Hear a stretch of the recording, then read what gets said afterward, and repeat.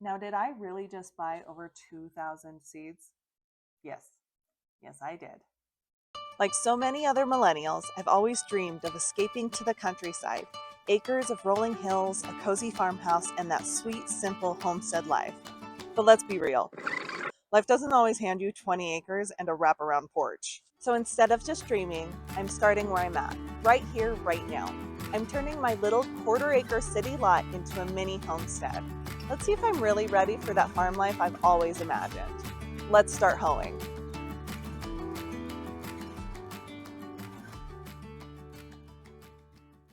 Hi, my name is Paisley and welcome back to Hoeing in the City.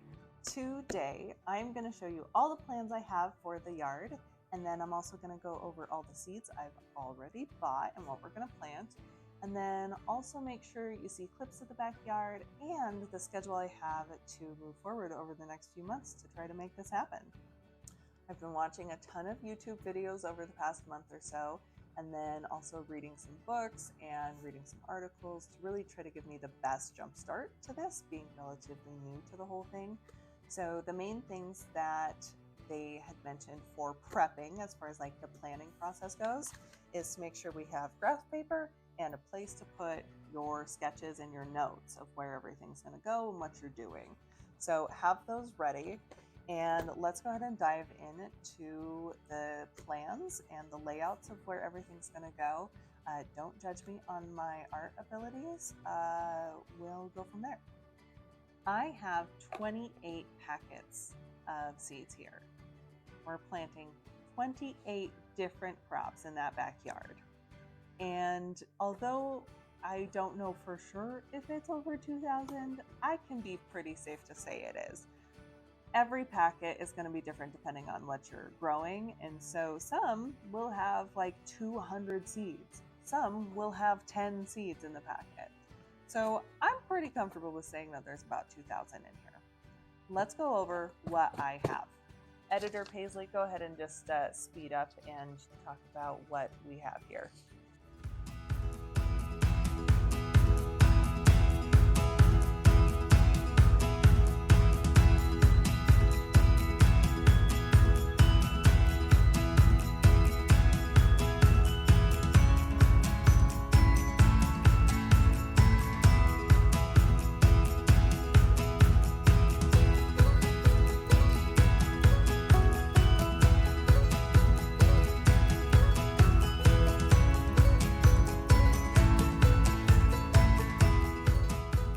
That is all 28 seeds we have, and I am excited to get this going. So let me show you the plans on where it's all going to go.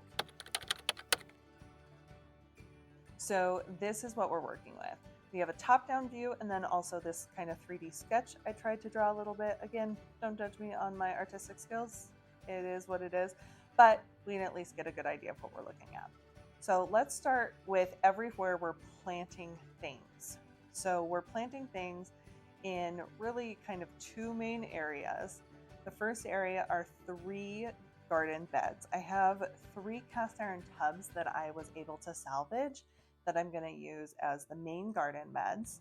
And then in between these arches here are actual arches, and this is where like my tomatoes are going to climb up or my snap peas are going to climb up.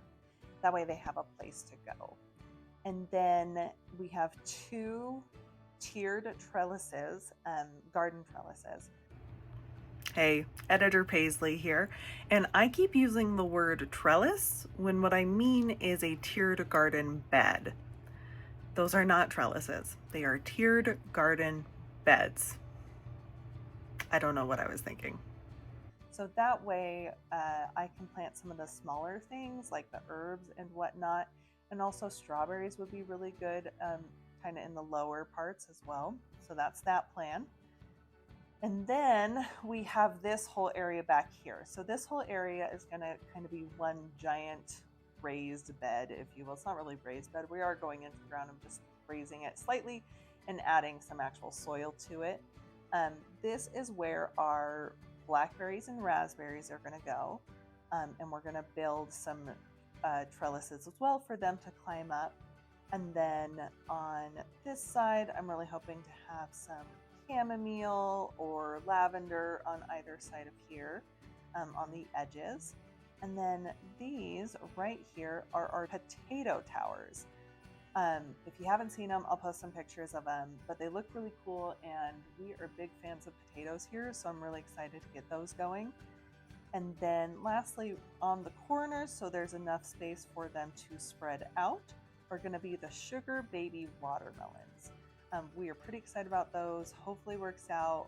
I like watermelon, but my youngest daughter loves watermelon. She so badly wants to grow it. So the girls are helping out with all this, so I want to make sure that they have things here that they also want to eat.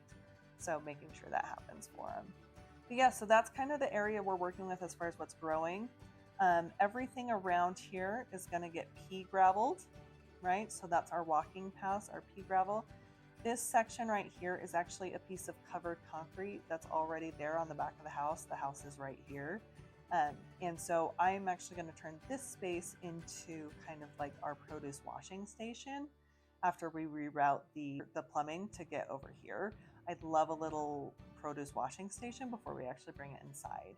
Yeah, that is the plan. That is what we're looking at. Should look something like this. I may have to put a few extra planters around here. I think I drew them here and here to put in a few things. I may or may not have gone overboard with buying too much, but yeah, that is what we have and I'm pretty excited about it. All right, next. Now, I may or may not have done this the hard way, but it's what I did. So I looked up each individual crop and figured out when I needed to plant that seed, starting inside, to then become a seedling, to then grow enough to where I can put it outside by the time it needs to be outside.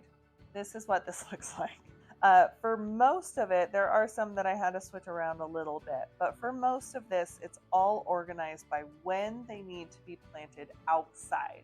So what I did was I looked up each individual one, when it needed to be planted based on the last frost in Utah. So for where I live, the last frost is expected to be April 16th. So some things can be planted outside before then, and actually I've read and heard a lot of stuff that you're supposed to, so that way it can grow sturdy. But then some things you do need to wait to plant outside after that frost date. So all of this is all based on the last frost date from where I live. So then I figured, when do I need to buy all these seeds, which I already have. I've already bought them all, okay? Now some things I'm going to go purchase a more mature plant to then put in my yard, so something that's already producing. An example of that would be like the raspberries and blackberries. The raspberries and blackberries can take 2 years to have it mature enough to harvest. I did not want to wait that long. I want raspberries and blackberries this year. So I'm actually going to go to a farm and I'm actually going to go purchase mature blackberry and raspberry bushes to put in the backyard, so that way they will produce this year. So there's a few examples of that on here. Now, what's most important for right now, because this is all stuff happening pretty quickly, is when to seed. When am I going to actually put the seed into a little cup of dirt and make it grow inside my house? Pretty soon, within the next little bit, I'm going to need to make sure I plant garlic, the cherry tomatoes, the pear tomatoes, the jalapenos. Those should all be planted pretty soon. We want to make sure those are pretty sturdy by the time I get them out here. Other things we're going to need to be planting pretty soon is that spinach, and then everything else for the 15th. Those are all things that need to be planted pretty soon. So our chive, shallots, Swiss chard, kale, red leaf, romaine, all that jazz needs to be happening here in the next few weeks. So that is my plan. I know this is a lot and I probably didn't explain it as well as I could, but it makes sense to me. This is the plan for buying the plant or the seed and then actually seeding it, and then when to actually go plant it outside, and when to harvest it. So yeah, that is what we're looking at.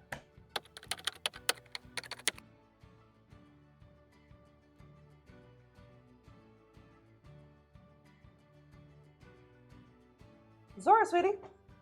Zora!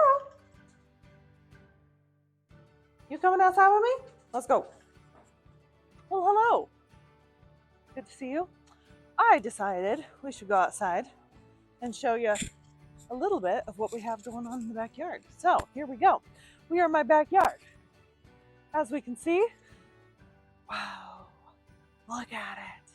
Look at all the shit on the ground. We love it. Not only literal shit from this one, but also metaphorical shit, as things are just spun about as I'm trying to get all the projects done. Let's look at our space. So yes, right now it is completely shaded. Now, to be fair, it is the evening time and it is winter. In the summer, the sun is actually more over this space. So, as said, we have our 3 beautiful tubs ready to go. And then I have a few planters that I had gotten from my mom. And then over here, we have this beautiful area that is currently being used for storage because that guy is currently full, completely and utterly full, while this guy is being built to house most of what's in there, so that way I can take what is here and put it back over there. Hi, Baba. Hello, beautiful girl. Okay, so from about a little more than a foot where those boxes are to the left is where the garden will actually end. And then it'll come all this way and go to right about where the dog house is. So we're dealing with a good amount of space. I think when I mathed it out, it was like, oh, don't quote me on this, 300 square feet? I might need to check that. Hey, me again. It's 512 square feet. I do know that. So that's kind of our space right now. Like I said, where all that shit is in the little covered concrete area is where we're going to put the like produce washing station and all that jazz.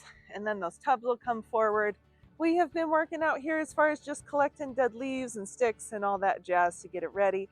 And then in about a week, we will start digging everything up. So yeah, that's what we have right now.